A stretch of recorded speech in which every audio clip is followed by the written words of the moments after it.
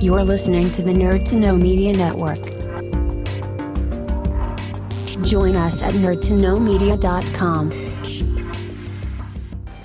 Comic Con, I choose you! I wanna be the very best, like no one ever was. To catch them is my real test, to train them is my Broadcasting from the Blanchistan Centre, this is Phoenix FM. The internet is a communications tool used the world over where people can come together to bitch about movies and share pornography with one another. According to the Nerd Index, you should be upside down in a junior high toilet around the clock. This is We'll do it live! Time goes in, time goes out. Never miscommunication. It's over 9,000! My name is Foxy. The balls are in there.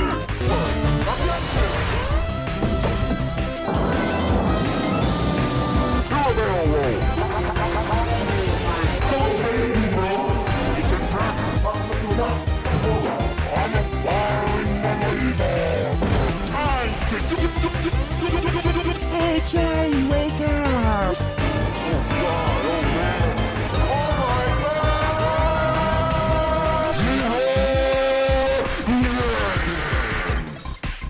Hello and welcome to this week's edition of the Nerd to Know Basis Show, airing on Phoenix 92.5 FM and all the other wonderful places like YouTube, Spotify, and of course our own website. I am Cian, and with me this week once again is Kev. Kev, how you doing? Shika naka naka naka dash da da. Shika naka naka naka dash da da. Shika naka naka naka dash da da. Shika naka naka naka dash da da. Unfortunately, what's lost in the form of audio is us doing a little elbow dance. Yes. We're not even on video. We're not even looking at each other. And we both definitely did the elbow dance. Well, you know what? Screw the running order. We're going to talk about Deadpool and Wolverine and the boys. But when I came across this, because I think we alluded to it briefly last week, I was horrified when I came across this anime, which is currently on Prime Video. Would you like to give us the premise of this anime that is going strangely viral in a way that not a lot of anime usually does, at least for me?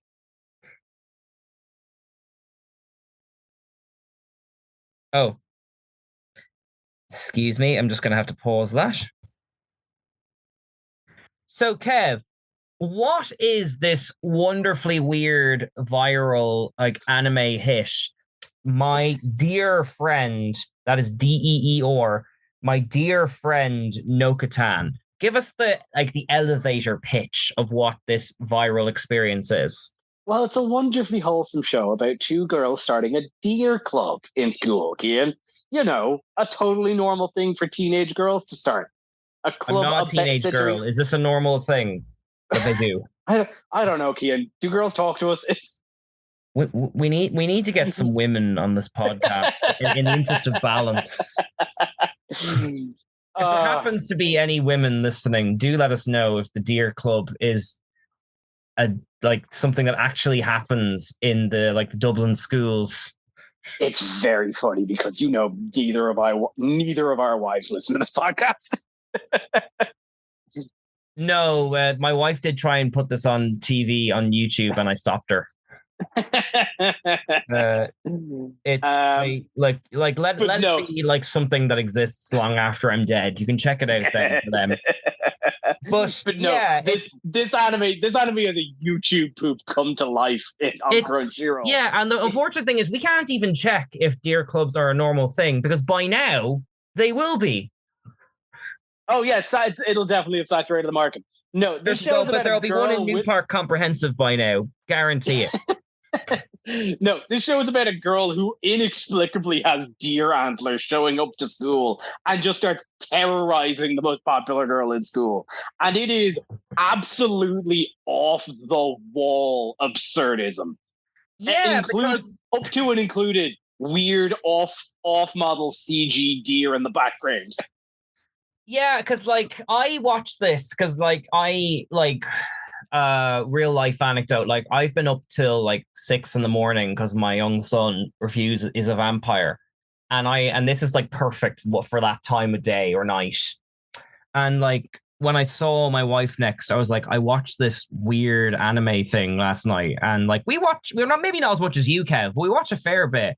And she goes, "This anime has to be very weird for you to lead with the word weird, considering some of the things we've seen." But like, yeah, it's funny actually because we were talking about D23 last night, or last week, sorry, and in my last episode, and I was bemoaning that I missed the Treasure Planet style of Disney or like Hercules, where they used to mix CG animation with 2D animation. And Japan heard me, and Japan punished me by sending this to me. Don't you? No, that's exactly what you want. You want composite 2D, 3D animation in a multi-factor form. This is what you asked for. The monkey's paw curls. Seemingly so. I can only imagine what watching the show was like at 4 a.m.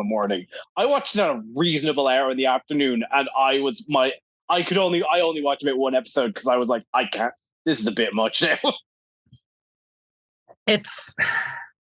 Let's circle back to the premise, because like you did explain it very well, but the point of view character is this teenage girl who used to be a delinquent of some kind and has basically remade herself into No. You're underselling even that.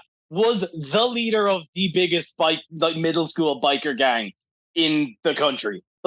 Yes. Was the delinquent and has now rebranded herself to be the most popular girl in school. But not just popular. She's like a Lisa Simpson style A student who can do no wrong. Yeah. And it is an absolute secret that nobody can find out that she was this delinquent. Yes. And so and then she meets the deer girl who is telepathic and immediately clocks that. But see, even we're still underselling it, because she's walking to school and this girl is just hanging from the electrical poles from her deer antlers. And it's not like the, the ones you put on at Christmas, the reindeer things. No, these are straight up antlers that are coming out of her head. They glow. And like, she just starts, not in a malicious way, but giving away this young woman's secrets to the class. And like the style, like anime is quite stylized and over the top and emotionally intense to begin with. But like this girl walks into a classroom and you hear like, all I can describe it is Eskimo chanting. Like, real Mongolian throat singing. Mongolian, that's what I was looking for. Yes. Yeah. As she can't fit the deer antlers through the door's frame, and instead of turning sideways, bowls on ahead, smashing the wall, and in slow motion barraging these people with debris. Oh, but we're still underselling it, because this is all in slow-mo, and the other students, the unnamed extras, are clapping in slow motion as bits of debris hit their face and they're clearly bleeding. It's wonderful. Because like you describe it as surreal and kind of absurd. You are correct. But like I've seen my fair share of weird Japanese media, and this still feels unset. Like it'd be one thing if this was a horror, but this is a comedy. Like, even the weird stuff I've watched, like Nozaki-kun, still existed in a sort of reality. This is out there. Yeah, see, the thing, though, is that the difference between comedy and horror is a razor-thin line. I'll take your word for it on that. I mean, Jason X is exactly that. It's a horror movie that is way funnier than they intended. Yeah, but that's a so bad it's good thing. This is intending to be funny by being scary. It's more in that Garth Marenghi's Dark Place sort of weird vibe. It's just, and like, And the girl herself, she's like the deer girl. She's like Ralph Wiggum. She's just off in her own world all the time. And you don't know if she is to be pitied or feared at any given moment. Best err on the side of caution in both. And is just making this popular girl just her life a living hell. Not intentionally, as far as we know. Unless. And that's the thing. And like, let's circle back to the deer themselves, because it's not like they live in a deer park or anything. This is a deerless, normal world until she turns up. And then deer kind of, I mean, I know you're only one episode in, but like, they'll cut to random shots of like deer reacting to things. Like it's the birth of the Lion King in The Lion King, you know, that's sort of looking up and all that. But like, you hit the nail on the head earlier, which is they are, pardon me, my son was walking inside. They are poorly rendered CG deer that looks like something from a PlayStation 2 game that time forgot. No effort has been made to integrate these things into like the environment. They sit above reality. But that's the thing, Kean. They exist in a liminal space in the reality itself. But like, I don't know what it is, but something about the way these deer look, every time I see them, even in the intro, when they just pop up, it like sets my fight or flight like instinct. I jolt in my seat because there's no like, oh, here's a deer walking in. It doesn't try and like get you used to them. They just pop up. There's a reason that little clip of the dancing in front of the deer went viral, which is that every time the deer pops up, it's just unnatural. It's like in Father Ted when the saxophone solo pops up in My Lovely Horse, but like all the time. It's always terrifying. Oh man, I didn't think this anime could get any better, but watching you watch this show is my favorite way of experiencing this. And we haven't even gotten to the obsession with wafer crackers. I hate to give away the plot, but in episode 2, there's a quiz between the deer girl and the main girl's sister about who's more devoted to our main character. Very Dragon Maid vibes. And like, they're just revealing her darkest secrets and a crowd of students just turn up. Well, the funny thing about the crackers, I think the crackers are actually a like real life thing, because there is segments of Japan that are like heavily populated with deer, and like they're much like pigeons. You could just kind of go up to them, right? And I think those crackers are a thing where there's the vending machines nearby. They're just plain, completely flavorless crackers, and that you could buy them and just feed them to the deer like breadcrumbs. I think actually it was the end of the first episode. There was a little real life segment on how they make the crackers. Okay, because like a friend of mine did actually work in the Phoenix Park taking care of the deer. I must ask her if this is like a Japanese thing that travels or all that. So like, well, I thought that like the Dragon Maid thing that we covered a few years ago, deer were just picked at random, like say that pigeon dating game or something. So this is actually a cultural thing that is just being lost on us. Well, I wouldn't say it's a cultural thing lost on us, but it is. Yeah, it like the way that there would be kind of like roaming undomesticated cats in some areas. One segment of Japan just has deer. Okay. And again, the Phoenix Park is a great thing. It's not like we got deer from Japan. We've had deer. We're Ireland. In fact, we were known for having quite large deer. They're called elks. We don't have them anymore. Tragically, which only exists now as skeletons in Trinity College. But But here's the thing. Like this, I first heard of this by viral people copying the dance and all that. I'm horrified by this. Why do you think this show is catching on with other people? Oh, it's... God, I'm going to sound like the oldest man. I think this is capturing people, and particularly young people, because absurdism is in. Have you seen Skibbity Toilet? No. Lots of my students have told me about it, but I didn't realize it was a thing you could actually go watch.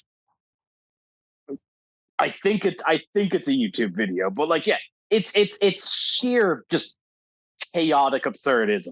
Right. And I think this is the reason that this is really kind of taken off is because it's more of that. Yes, I see what you mean. Like the Deer show, like My Deer Friend, like it doesn't linger on a joke for too long. Like, I mean, you haven't seen it yet, but in the third episode where the main character is talking to a real deer for about 10 minutes at a time, it cycles through a new joke, extended absurd premise every like minute or two. So you're right, it is perfect for that kind of viewing audience. Yeah. And I think that's the root of good comedy. Like, you know, look at Monty Python. Never going to linger on a joke there. Funny that we're talking about it, because there is like, we've had a fairly decent, I think it was a decent couple of comedy anime out recently. Hold on. Well, I mean, while you're looking that up, I did finish The Way of the House Husband recently, which is very much like it's just a series of 4-minute skits that take a premise, milk it for all it's worth, and then move on. Like, you know, very fast paced, almost like the sketch comedies of like the 2000s. Like, yeah, no, sorry, I got the name here. It's the other one that came out recently is VTuber Legend: How I Went Viral After Forgetting to Turn Off My Stream. Is another. I've heard the title. You mentioned it before on the show, didn't you? I may have. I've been telling a lot of people about it because I find it incredibly charming. It's about a VTuber, which, if you don't know, are kind of digital streamer avatars that have gotten wildly popular since COVID, since lockdowns. And it's an anime about a woman who would be streaming under a VTuber, and she was this kind of very, very gentle, very demure, very, very, very calm, very quiet person on stream. But she forgot to log out of her stream, got absolutely wasted on Strong Zero, which is the stuff. We did cover this before. Remember, we compared this to the Dragon Maid thing as well. Yeah. Yeah. It's Japan's answer to Four Loko. And just starts going off on how hot she thinks other VTubers are. And it's just spouting absolutely like completely not safe for work stuff. And then becomes a hit because of it. And I just think it's a very charming, very very funny anime. And I think it's just good to see a comedy anime about somebody in their 30s. All right, well, I'm going to look that up after this. But since we're sticking with surreal and absurd comedies, you've seen Deadpool and Wolverine, haven't you? I have. Oh, Cian. You know, we talk a lot of smack about how Marvel are going downhill. You do, I don't. I do. But I'll give them one. They get one pass from every once in a while. Well, I mean, look, I'll be honest, we haven't covered it because it's taken me 3 weeks to see it, because that's the life of a parent. I'm literally looking at my son, who is lying on the floor looking at me, wondering why I'm talking to a laptop and not him.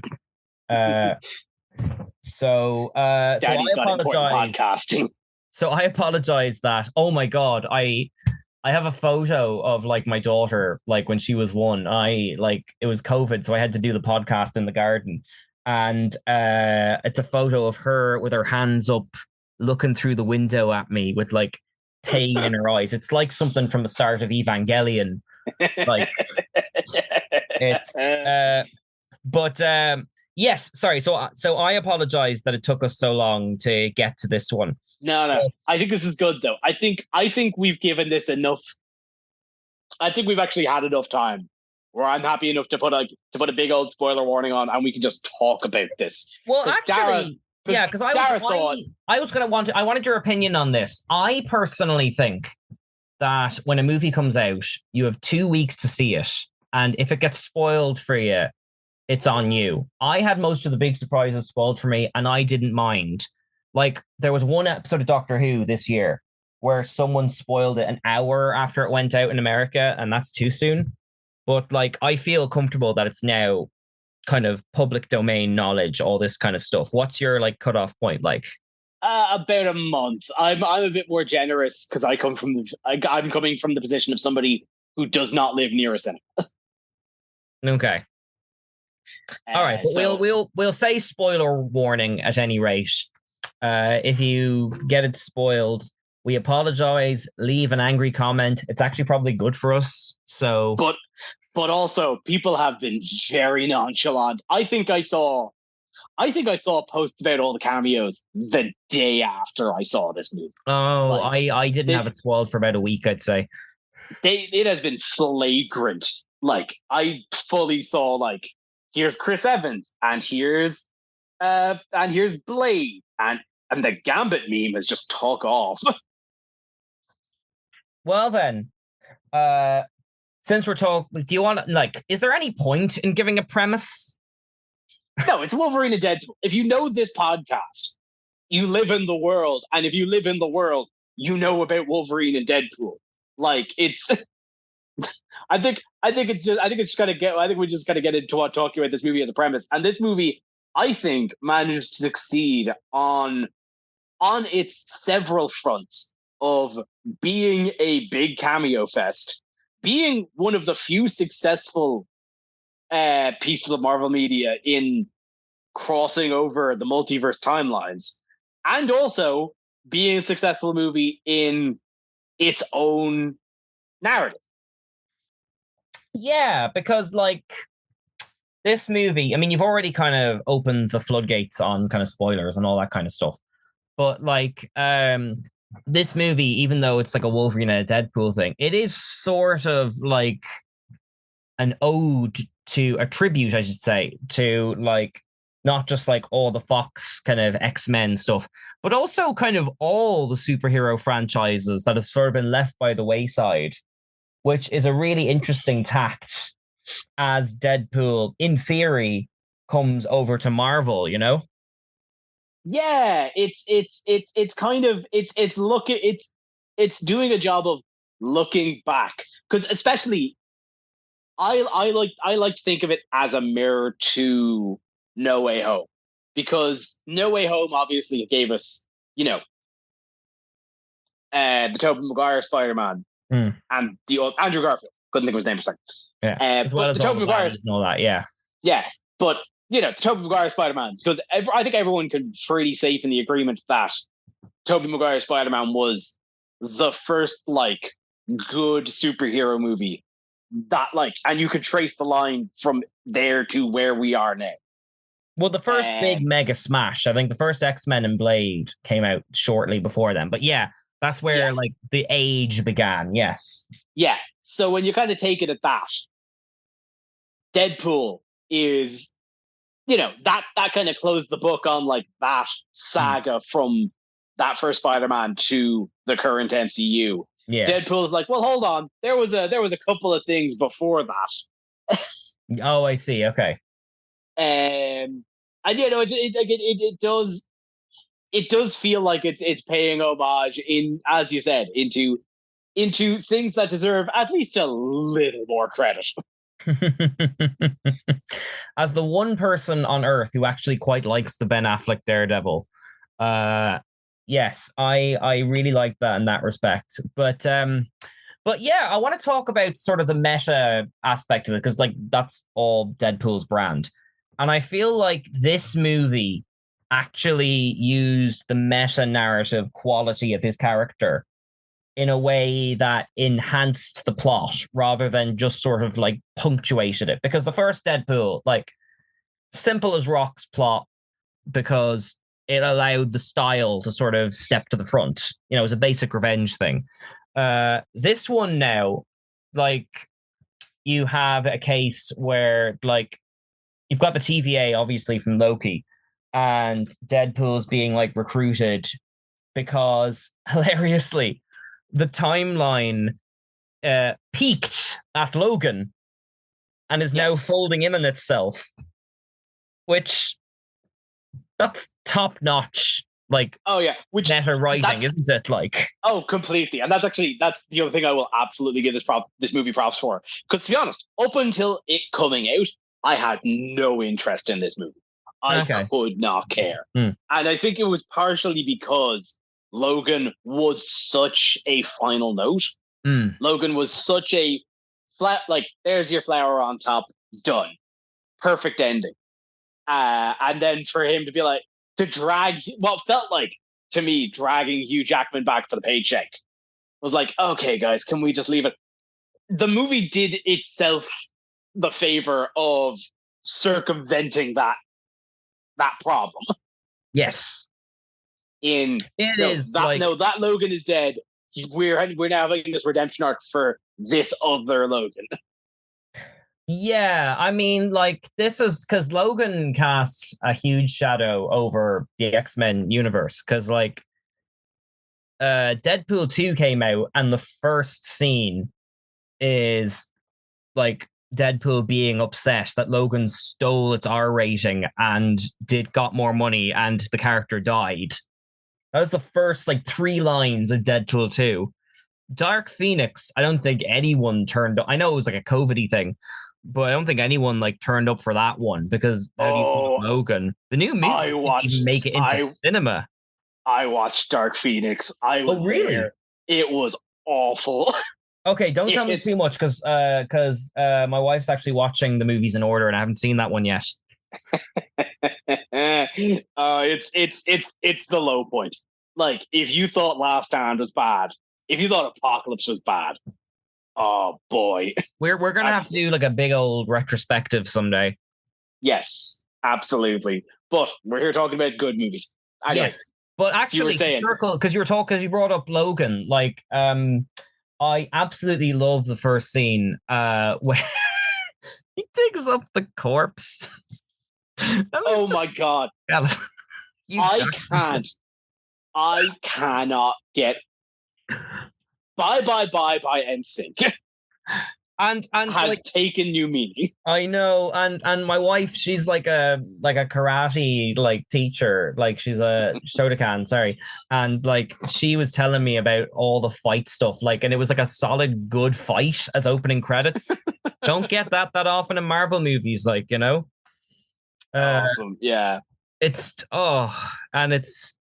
I will say, I found it a bit. One of the few little wrinkles I found was I didn't like that he went to Happy Hogan to join the X-Men in his universe before getting plucked out of the TVA. Does that mean the Avengers are in Deadpool's universe? Is that, like, that's... I would have preferred if he went to Professor X or someone like that, just so it was more special when the TVA picked him up.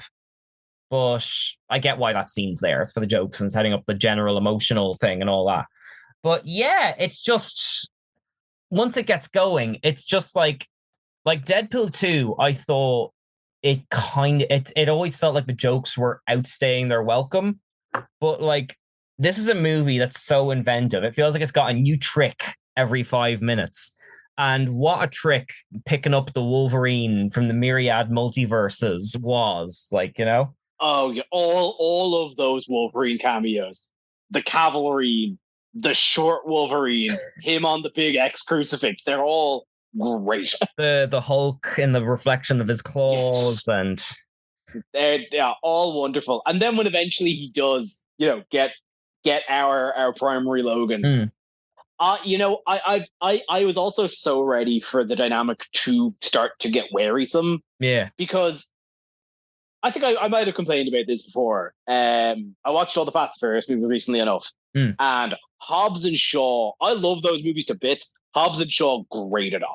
Oh, really? It was just two guys just bickering for 90 minutes. That's like 2 hours. And like there was no heart in it. There was no it is easily my least favorite of those movies because it's just there's no soul in it. It's just quips back and forth. And I was kind of ready for Deadpool and Wolverine to be that. But I think Ryan Reynolds just manages to bring enough I want this to happen to it to kind of balance Logan's I hate your guts. Yeah, I mean, Deadpool has always had that quality of maybe this is a dated rep, but you referenced streaming earlier.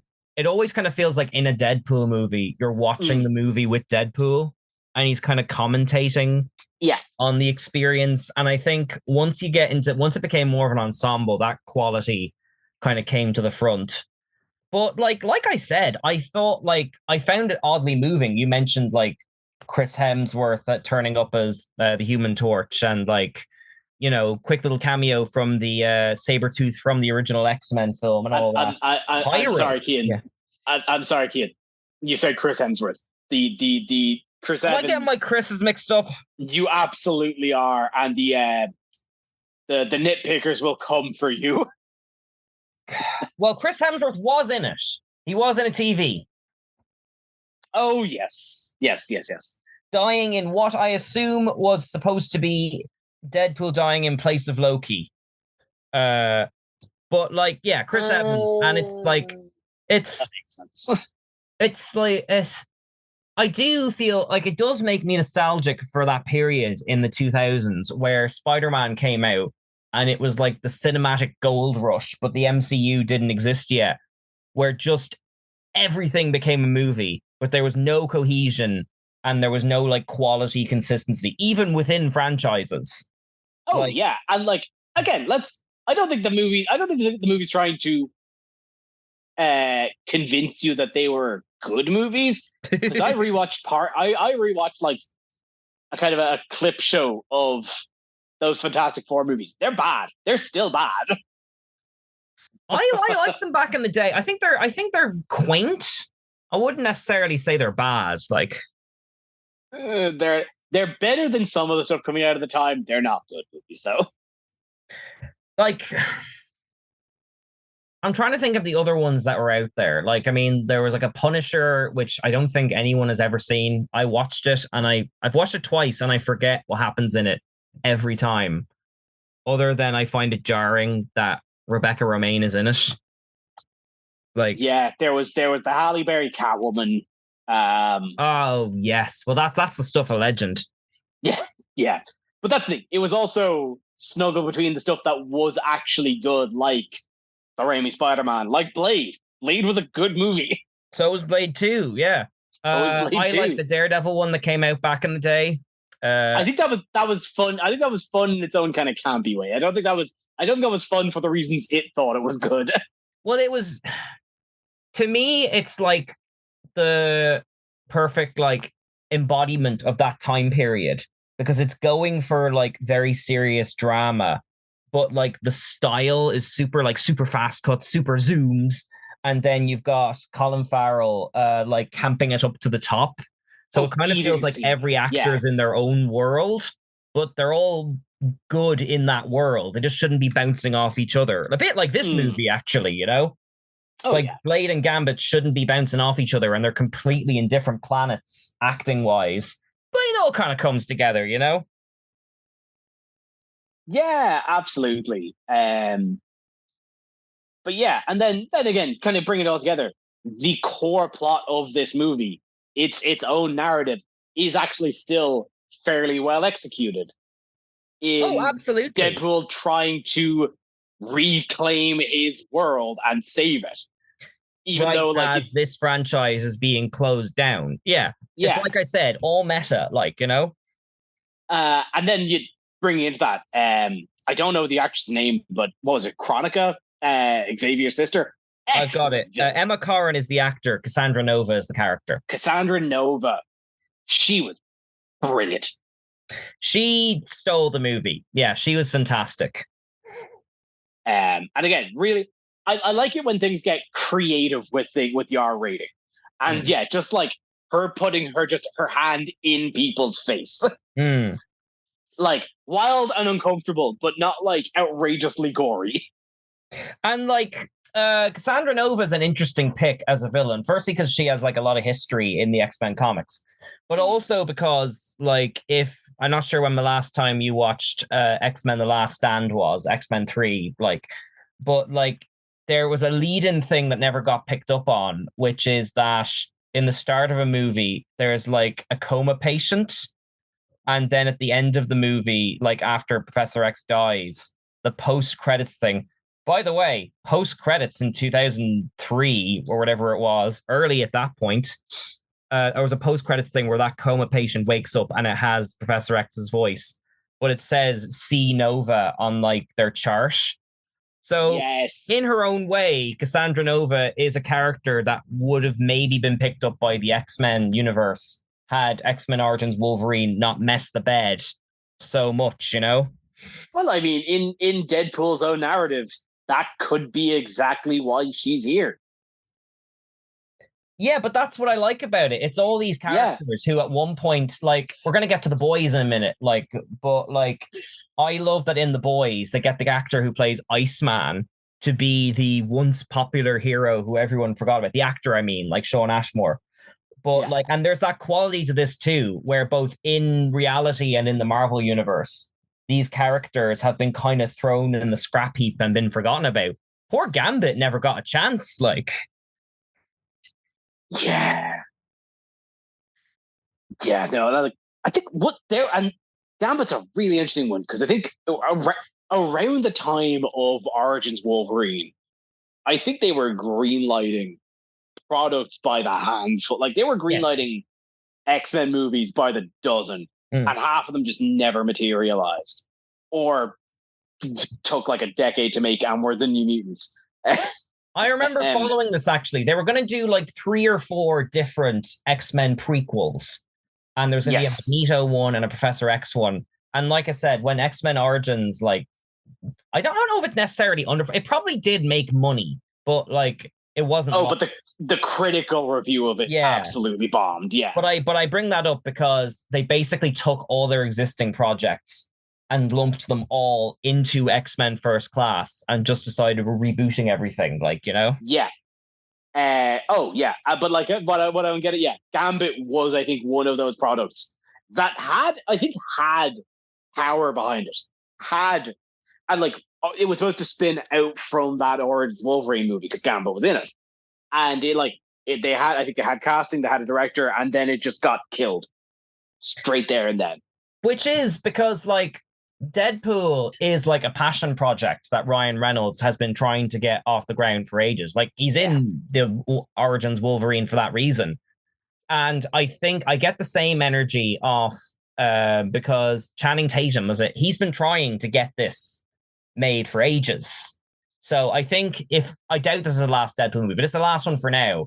It's nice to kind of have that acknowledgement in the movie. I like that form of earnestness, like. Oh yeah, no, that's the heart of, I think, why Deadpool as a franchise has worked as well as it has. Obviously, there's the underdog story of this guy was trying to get this like super brutal superhero movie onto the scene for, you know, the better part of a decade, eventually worked out. But the movies always did have that, since aside from being a hyper brutal, hyper gory, hyper sexualized like sock fests. Yes, they have hearts. You know, they are I think movies what works that about sincerity. Deadpool 1 is that brutalness is matched with a degree of sincerity.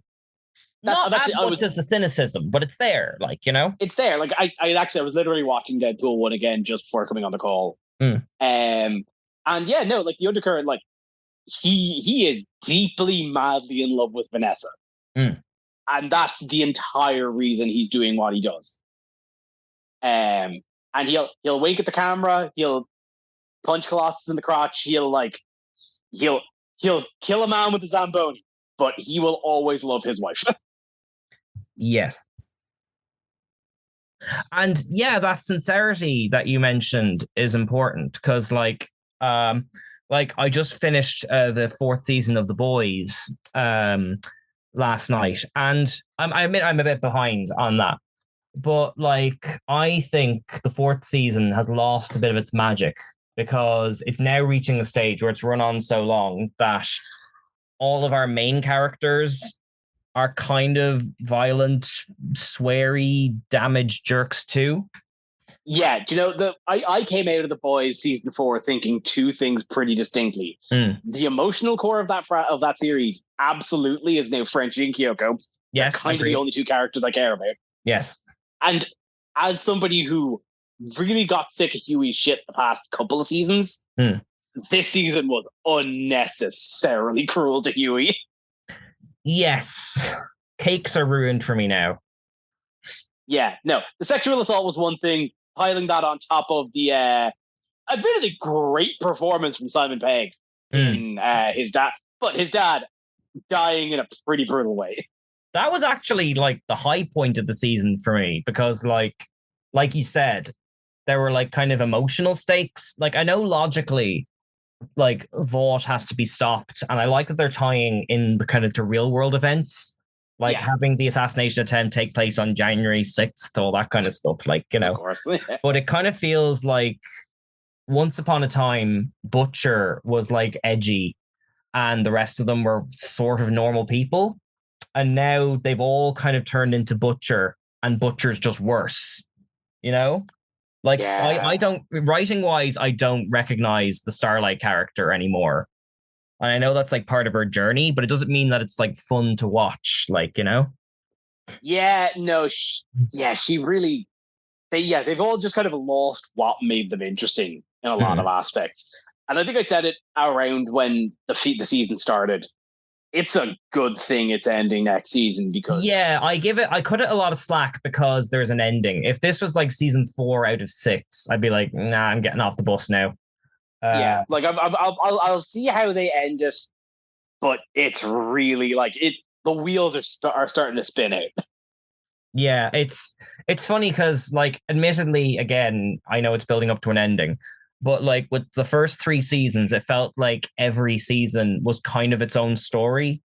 Like the first season was kind of like getting Starlight joining the thing, him joining the boys, and then the second season was all of the pronounced far right stuff, especially involving social media and all that. And then season 3 was very Soldier Boy centric. Yeah, it kind of felt like there was an arc. It didn't feel like there was like, obviously I know story wise they had to prevent the assassination, and you had the who was the sort of the politician character who was sort of Newman. It was Newman, all, yes. Yeah, no, the focus of the season was definitely Newman. Yeah, and I liked getting more political angle to it. But it did feel like there was a bit of wheel spinning going on in this one, especially after the first series of Gen V. I felt was much more restrained and much stronger for it, you know? Yeah, I never got around to Gen V. I should check that out, actually. I'd recommend it. Maybe it's because the characters are younger, but like the humanity that has been lost in the characters in this season is very much present in the main characters of Gen V, because they're all like essentially young teenage students who, depending on the choices they make, may become famous or may become dead. And it's kind of about them choosing, like, you know, their dreams over their principles and all that. There's a bit more heft to it, like, you know? Okay. But yeah, no, I think I get exactly where you're coming from. I think also being a kind of cynical, gory take on superheroes, Deadpool Wolverine felt way more refreshing having just come off that season of The Boys. Yes, and like the fighting in Deadpool and Wolverine was great. The car scene, like I'm sure they cheated it, but that one long fight against all the Deadpools in the street, like... Oh yeah, no, the Honda Odyssey scene is great. Yes. And the soundtrack was class. Like you mentioned, like Bye Bye Bye, but like the Like a Prayer and all that kind of stuff. Like it felt like every song was like just the right pick. Yeah. But not in like a Guardians of the Galaxy type way where they're like going, oh, we're going all 70s, we're going this. It felt like everyone it elevated the action and the humor appropriately, like, you know. Yeah, it was very well curated. But how are we doing on time? We still got a little bit of time. We've got enough time for your recurring segment. Do you let me know if this is outstaying its welcome? No, Kian, we talked about this before the show. I've got a lot to say about next week's stuff and looked at the lineup. But okay. No. We can absolutely keep going. Kian, tell us what have you been playing on the Nintendo Entertainment System this week? Well, just before we started recording, I discovered that if you hit the X button, it gives you the titles in English, which I thought would be helpful, but it really isn't. No, but now you can't. Now every week it's off. Well, this one's in Japanese, so figure that out for yourself. Yes, so for those following at home, I do sincerely hope that all these are standardized across all the countries, because this is line 3 of the games on the Nintendo Entertainment System, which, if it has a different name, I haven't found it. Which we still cannot fathom how they're sorting this, because it is random. It is absolutely random. And it's not random by system, because I'm looking at the same screen you are, and it's definitely laid out the same way yours is, but there's no rhyme or reason to it. No. But at least we have the names this week. So I'm going to go from left to right, starting with Downtown Niketsu March Super Awesome Field Day. Here. Downtown Niketsu's March Super Awesome Field Day. Now, we have a bit more information this week, but based on that title, what do you think is going to go on? Holy cow, this was made by Arc System Works? Sorry, Arc System is the guy that made Guilty Gear and Dragon Ball Fighter Z. Just really, really beautiful, like 2D, 3D hybrid fighting games. And they made... It's unfortunate that you now have a paragraph describing the game, because the discovery on this one was it was up there with the others. You open the game, and before the logos, there is a man in a spotlight talking like a TED talk. And then the logos happen, and you're like, oh no, I'm missing something important. Then the titles come up, big pinky titles, flags from around the world, more Japanese. And the more menus you enter without any context, the more nervous you get. I'm sending you images, but to get to the game, you have to navigate 5 Japanese menus. And having played this game, I've played this game more than any other game this week, and I am sorely convinced I'm doing something wrong every time, because you have to pick from a lot of options. So, but finally you get to it, and it turns out that what this game is a bit like Urban Champion of last week.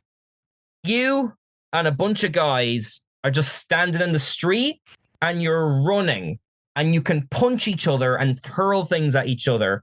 And you basically have 10 minutes to race through this town to get to the other side of it. And in the process of this, I sent you some images. You have to run through people's houses with people who look understandably irritated. And you run across roofs like it's parkour and jump across pits. So once I actually found out what on earth this is, it actually was good fun. And you mentioned that you actually recognize the company, like. Well, I mean, the company that exists now is not it's the same company in name as the one 30 years ago, but actually the same programmers are there. But compared to the other games, the graphics are actually quite appealing. So, like, obviously, like, they started off strong and they've gotten stronger wherever they are. So I like that one. To be honest, that's not all what I thought that game was going to be. I thought it's going to be like a sports day simulator. I mean, it kind of is if you kind of look at it that way. The second one is a similar thing where instead of menus, you have to navigate cutscenes. So I'm going to try and recreate this for you in the form of images, which I will describe for the benefit of the people of Blanchardstown. So you go in, and a man with a long beard is doing some sort of Captain America style experiment with a guy in a tube. that then explodes. And it's very dialogue heavy. And then you get to the opening title and it's like the pod destroyed. And then there's like a phone call between the bearded Gandalf guy and what I'll describe as office work Eggman. Okay, Nacy, I'm going to stop you here because what you're describing is also pretty much the start of Super Metroid. Well, this game is called Joy Mech Fight, which unfortunately kind of gives away the surprise. But you navigate all of these conversations, and what it eventually boils down to is what is quite charming, actually. You basically have to construct your own robot and fight it against other robots. And there seems to be some ongoing plot between good guy Gandalf and bad guy, like, stock Studio Ghibli mustache character. So again, if you're willing to navigate the sheer insanity of the no context Japanese, there is a good game hidden in there. You get discount Japanese Robot Wars. Exactly. And like all the fighters have different personalities. We get to what might be one of our first American ones, which is Mystery Tower. And that was fine, but a bit underwhelming, which is basically, it's like Tetris, except you have to use the blocks to get a man up to the top. It's fine for what it is. It's unfortunately, there are like 80 odd games in here, you will just get some that are just sort of like, well, that's Tetris with more steps. That's a game. The next two are kind of the same, which is we have two asteroids kind of clones. Xevious. That is an English word. Xevious. And I'll be honest, I've sent you an image of what the title looks like. I did not know that's what it said. When you see it written in blue on a backdrop, means nothing. I think I've heard of Xevious before. Really? I think it's like one of the kind of the original like shoot 'em up games. Okay, well I cut it some slack then, because it is sort of like ship moving up a screen, shooting things. That was fine. The one after that, Davia Story 6, Imperial of Nearsata. I'll be honest, I got on a ship, I flew around a giant map for 10 minutes, didn't bump into any other ships, gave up. There's only so much you can glean from this without context. But the context is 2 full paragraphs in the description. Yeah. Apparently there's way more than you know about going on in Diva 6. Oh my god. Yeah, I'm if there's time, I made you a dramatic reading of that, because that is far more plot than you actually get in the game. But there's 2 more. I'll circle back to that. We have a staple from week 1, line 1, where we had golf, explanation point, no other thing. This week, it's pinball. Mario is on the cover of Pinball. He is not featured in the game. Well, Cian, I think you can tell me, is this just pinball? It is just pinball. Admittedly, there are like chickens and penguins on the thing. There are 4 game modes. They all had the same table. I mean, I'm not going to begrudge it. Like, this is early, like, gaming. So, like... Oh, yeah, we had to start somewhere before we got to Windows Pinball, Yes. But this is... Usually, if you get a game now, there's even a mobile game, there's some kind of twist on it. I was expecting to see, like, Donkey Kong in there and all that. But no, it's pinball. Nothing wrong with pinball. But, like, it's what it says on the tin and less. Again, we're looking at 1985 here. Donkey Kong wasn't Donkey Kong TM. Donkey Kong was the monkey that they could animate with 8 pixels. They were told, make a pinball game. They made a pinball game, and that's it. Yeah, it's like just do it, clock out. It kind of works. That'll do for 1987 or whatever. But the last one actually was quite bizarre, because a bit like last week, I'm pretty sure I'm the bad guy in this one. It's called Dig Dug 2. I don't know what happened to Dig Dug 1, but this is Dig Dug 2. And it's actually quite unique, which is that you are a guy who has a drill, and you're on a little island, and these monsters are coming for you. And using your drill, you can either hack off bits of the island to stop them getting to you, or, wait for it, you can drill the enemies, and they get bigger like balloons until they pop. If it wasn't for the graphical presentation, we'd just be watching The Boys. But it's funny that you would think this is absolutely maddening. Of the 3 weeks we've been doing this is the first game I've actually known about. Oh, you actually know this one? You know? Oh yeah, Dig Dug. Oh yeah, I think Dig Dug's like a very classic arcade game from the early 80s, mid 70s. And yeah, no, it's exactly that. It's dig and explode animals. And that's just been a centerpiece of gaming for 50 years. I mean, look, it's fun. I played it for half an hour. For one of these games, that's an achievement, you know? It held my attention for that long when Persona 4 is on this machine. But yeah, so kind of a mixed bag this week. I was absolutely thrilled with the two bewildering Japanese journeys. Because, like, I mean, I don't mean to make fun of them because they're Japanese. It's just that before that we discovered how to do the titles, like, you just go into this and it's just like a journey of discovery. You are agreeing to Japanese things and you don't know what you're signing up for. And sometimes you can be 5 minutes into the game before you know what the game is. And it's well worth just plowing through for the odd gems you find. And I'm actually a bit, not disappointed, but it's a shame that actually next week I'm looking ahead. And the likes of like Earthbound and Super Mario are you? I know you're excited for Scat. I don't know how I'm going to talk about this game and remain on at 5. you I might. But that's a problem for next week. For us so tune in next week for Scat.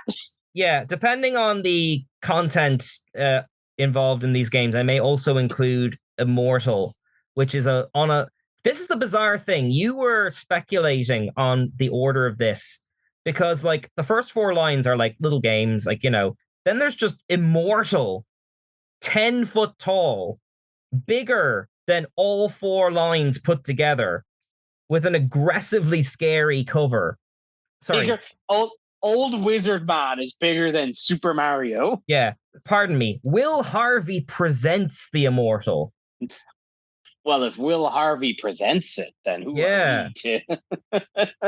So we may have to start getting a bit loose with what defines a line. But yes, how much time do we have left? None. We are out. So unfortunately, you will have to look up the dramatic reading of Deva Story 6 Imperial of Nursita. Just know that it has the lore of a Game of Thrones book and the gameplay of Minesweeper that's broken.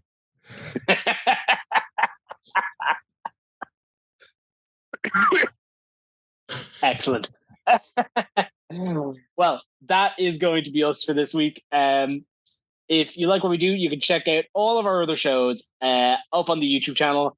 Dara is still very kindly re-uploading still a lot of the back catalog, so you still get about 3 shows a day. So ridiculous amount of entertainment for you going up there. And as always, you can find all of our links to everything on our website on nerdtoknowmedia.com. There as well, of course, you can find our Patreon if you like what we do. We'd appreciate a few dollars. And until next week, I have been Kev. And I have been Kean dancing with a deer.